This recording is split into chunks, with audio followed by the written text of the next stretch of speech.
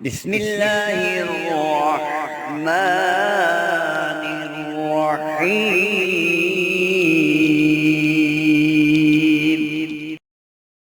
بسم اللہ الرحمن الرحیم۔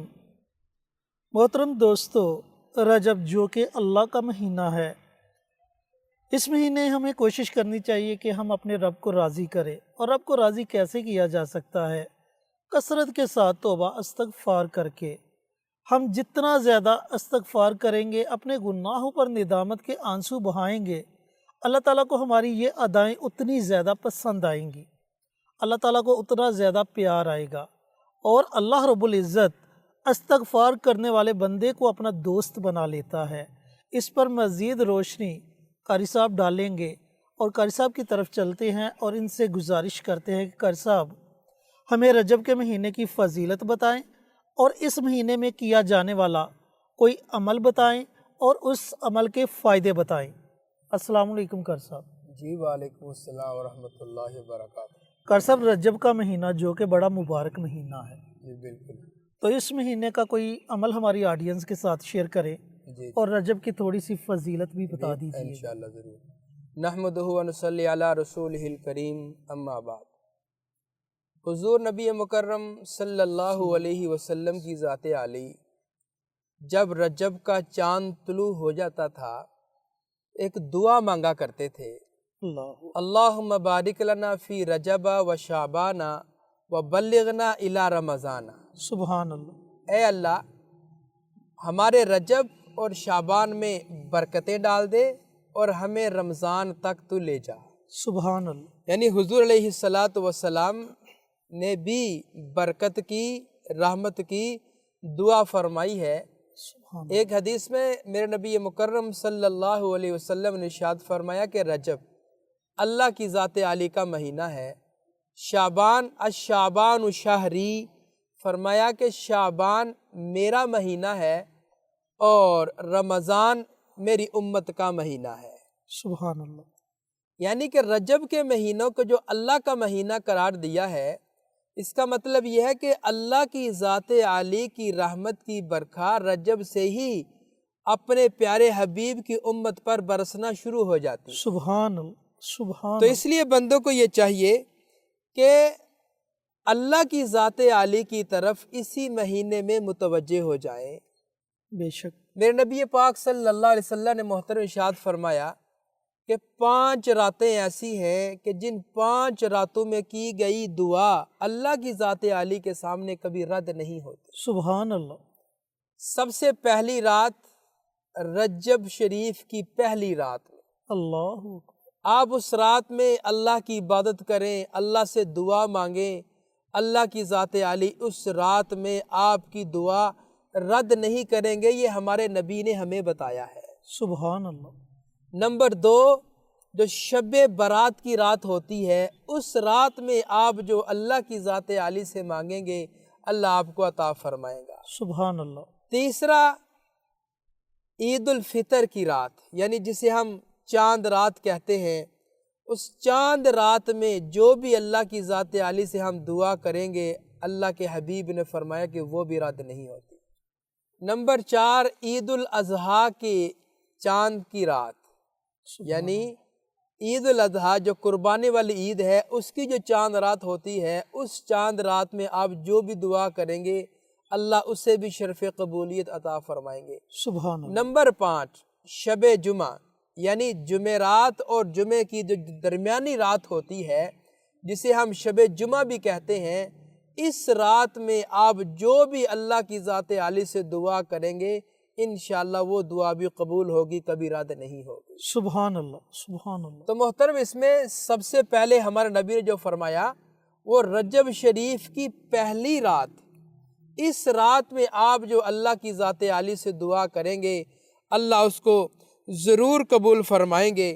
اور آگے چل کر حضور علیہ السلام نے اس ماہ مقدس کی اور خوبصورت تفسیر بیان فرمائی، فضیلت بیان فرمائی کہ جو شخص یکم رجب کا روزہ رکھے گا، پہلے دن کا جس شخص نے روزہ رکھا، اللہ تعالیٰ اس کے 3 سال کے گناہوں کو معاف فرما دیتا ہے۔ اللہ اکبر۔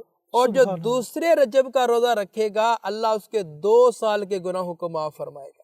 سبحان اللہ، جو تیسرے رجب کا روزہ رکھے گا اللہ اس کے 1 سال کے گناہوں کو معاف فرمائے گا۔ سبحان اللہ، اور جو سارا مہینہ روزے رکھے گا اللہ اس کی ساری زندگی گناہوں کو معاف فرما دے۔ تو سارا مہینہ اگر آپ روزے رکھتے ہیں تو ساری زندگی کے آپ کو اللہ تعالیٰ گناہ معاف فرمائے گا آپ کے۔ سبحان اللہ، اور ایک بات یہاں وضاحت طلب ہے کہ یہ نفلی روزے ہیں، کوئی فرض روزے نہیں ہیں۔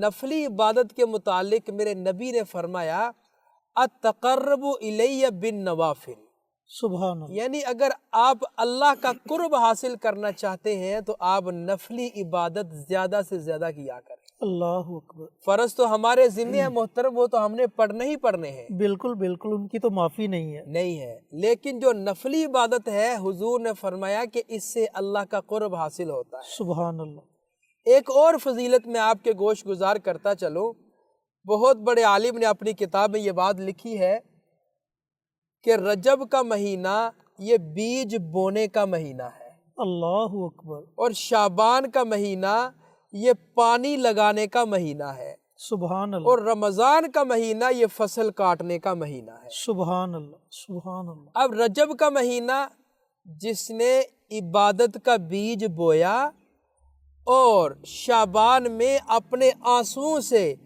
اس بیج کو پانی لگایا سبحان تو اللہ، رمضان میں اس کی فصل تیار ہو گئی، وہ اس کو کاٹ لے گا، اس کا پھل مل جائے گا، اس کا پھل اس کو مل جائے گا۔ سبحان اور اگر کسی نے رجب میں بیج نہیں بویا، شعبان میں آنسوؤں کا پانی نہیں لگایا تو رمضان میں وہ اللہ کی رحمت کی فصل کیسے کاٹ سکتا ہے؟ بے شک، تو اس لیے یہ ماہ مقدس کی گھڑیاں اللہ تعالیٰ جو ہمیں عطا فرماتے ہیں، یہ اپنی ذات کی طرف متوجہ ہونے کے لیے، اپنا قرب حاصل کرنے کے لیے، اپنے گناہوں سے معافی مانگنے کے لیے اللہ تعالیٰ ہمیں ایسے مواقع عطا فرماتے ہیں۔ بے شک، ان مواقعوں کو غنیمت جان کر اللہ کے سامنے سر بسجود ہو کر گڑ گڑائیں، گناہوں کی معافی مانگیں، اس کو راضی کریں اور کوشش کریں کہ ابھی سے زیادہ قرآن پاک کی تلاوت کا اہتمام کریں۔ بے شک، تو اسی مہینے کی وساطت سے پورے مہینے کا ایک وظیفہ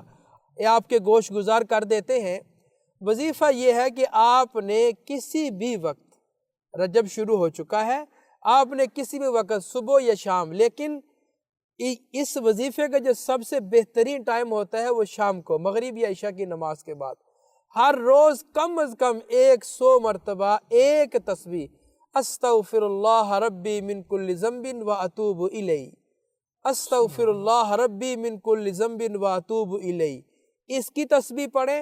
اور نماز فجر کے بعد یا حی یا قیوم برحمتک استغیث، یا حی یا قیوم برحمتک استغیث صرف 11 مرتبہ۔ سبحان اللہ، اور نماز ظہر کے بعد آپ آیت کریمہ لا الہ الا انت سبحانک انی کنت من الظالمین، کہ یا اللہ تو ہی میرا معبود برحق ہے، میں تو نا انصافوں میں سے ہوں، تیری ذات پاک ہے، تو مجھے معاف کر دے۔ سبحان اللہ، تو یہ 3 وظائف آپ کے گوش گزار ہم نے کیے ہیں۔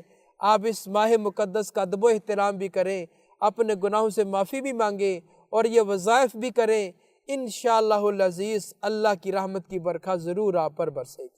جی محترم، آپ کے ذہن میں اگر کوئی سوال آ رہا ہو اس وظیفے کے متعلق تو آپ ضرور کیجیے۔ قصب پہلا سوال تو یہ ہے کہ اس عمل کو یکم رجب سے شروع کرنا ہے۔ جی دوسرا سوال یہ ہے کہ آپ نے وظائف کا ٹائم علیحدہ علیحدہ بتلایا، جی جی استغفار کی دعا کا ٹائم آپ نے علیحدہ بتلایا، جی جی اور باقی دونوں دعاؤں کے اوقات کا ٹائم آپ نے علیحدہ بتلایا۔ جی جی کیا ہم ان تینوں دعاؤں کو اکٹھا نہیں پڑھ سکتے؟ جی ایک سوال۔ دوسرا سوال میرا یہ ہے، اور تیسرا سوال یہ ہے کہ اگر جو آپ نے ان کی تعداد بتلائی ہے، اس تعداد سے اگر کوئی زائد مرتبہ پڑھنا چاہے تو پڑھ سکتا ہے؟ محترم نے سوال کیا ہے کہ ان تینوں وظائف کو کیا ہم اکٹھا بھی پڑھ سکتے ہیں؟ اگر آپ کے پاس وقت ہے تو آپ ان کو اکٹھا پڑھ لیں، بہت اچھی بات ہے۔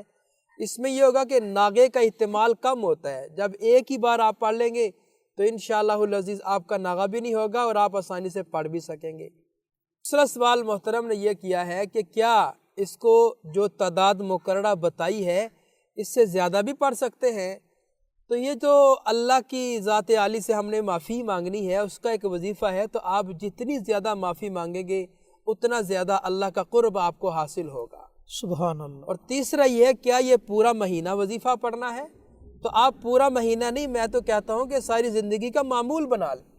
سبحان جب آپ اس کو ساری زندگی کا معمول بنا لیں گے تو انشاءاللہ ایک وقت آئے گا کہ آپ کا نام اللہ کی ولیوں کی فہرست میں شامل ہو جائے گا۔ اللہ اکبر۔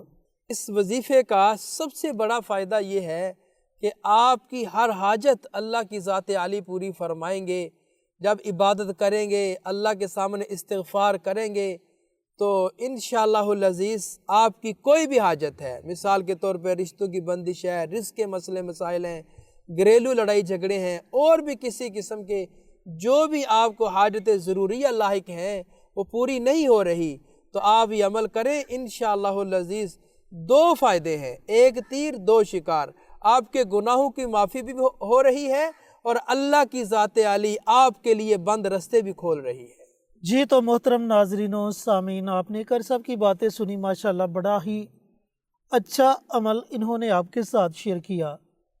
تو اس عمل کو ضرور پڑھیں، ان دعاؤں کو ضرور پڑھیں، اپنے رب کو راضی کرنے کی کوشش کریں۔ ملتے ہیں ایک اور نئی ویڈیو کے ساتھ، اجازت دیں، السلام علیکم۔